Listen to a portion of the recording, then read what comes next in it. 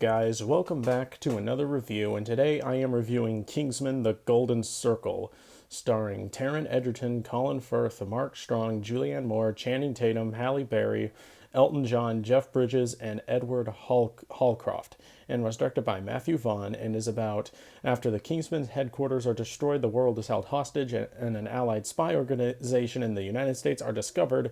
These two elite secret organizations must band together to stop a common enemy. Okay, let's get this one out of the way. I know this movie was not as well received as the first one was, but just in my opinion, I don't hate this movie. It's just fine.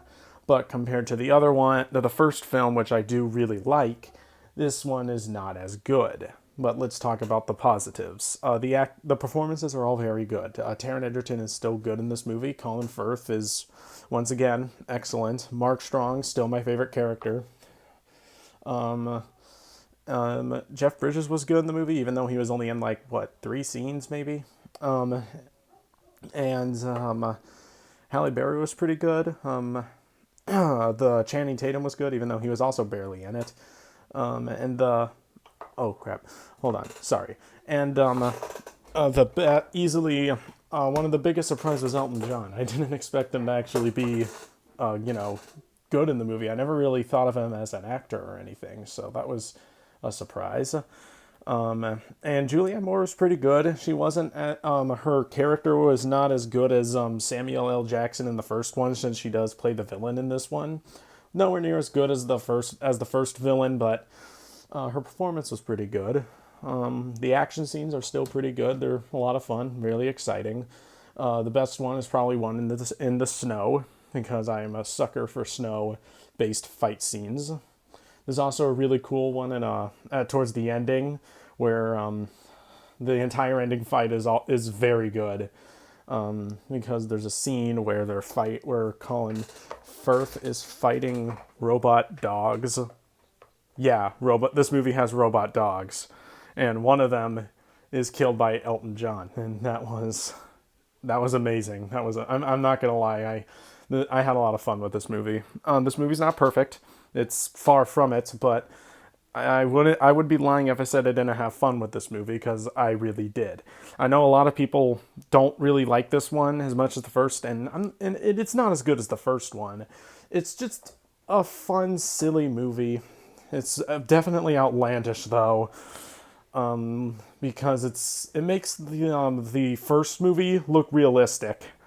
Like I said, there are robot dogs, killer drugs that poison you, whips that chop people in half, and nanobot technology that could heal people.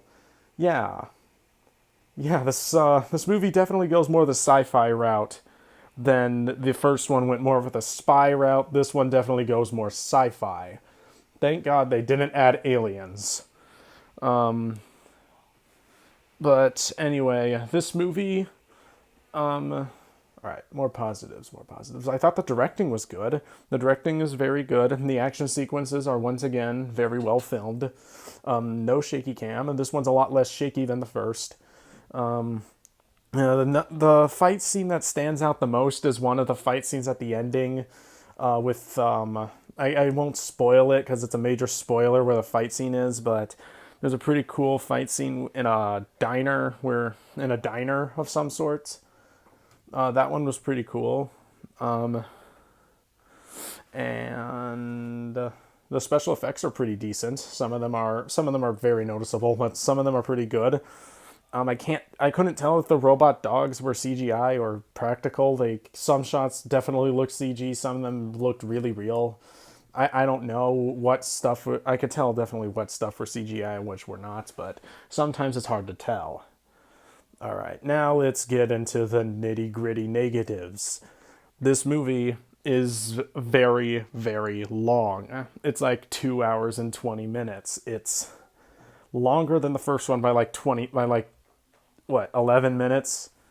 No, 12 minutes. It's longer than 12 minutes. And you feel it. You totally feel every second of the runtime. And I don't really saw the necessary of bringing Colin Firth back. I'm not gonna spoil what happened in the first movie, but I thought, I mean, it was good to see him again, but I thought his storyline was kind of wrapped up in the first movie, if you know what I mean. For those who've seen the movie, they probably know what I'm referencing, but if you haven't seen Kingsman 1, I won't spoil it. But anyway, yeah, this movie is also way more cartoony. Usually, I would like a fun cartoony action movie, but it kind of goes a little overboard at times. Like, I don't know. The movie gets a little way too outlandish at times and very, very unrealistic. Like I said, it made the first movie look like like Casino Royale with realism. It isn't very realistic at all. And sometimes sometimes I can enjoy an unrealistic movie at times, but this one just felt way obvious. And the president in this movie is so stupid. Like, no one, like, this wouldn't happen in real life. Like, he makes some decisions and basically, he's trying to let anyone infected with the poison that Julianne Moore released, he's just gonna let them all die. And I'm like, yeah, no, I don't think the president would actually let millions of people just die. So yeah, that didn't really offend me. I was just like, it's unbelievable.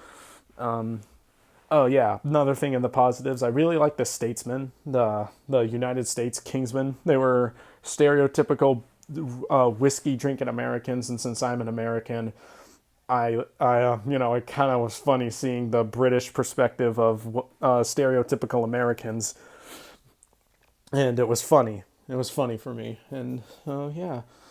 So, in conclusion, Kingsman: The Golden Circle is not a bad movie, but it is definitely not as good as the first. I will give Kingsman: The Golden Circle a B minus and is flawed but good. So, if you've seen Kingsman: The Golden Circle, what did you think about it? And if you like this review, give it a like, and I will see you guys next time.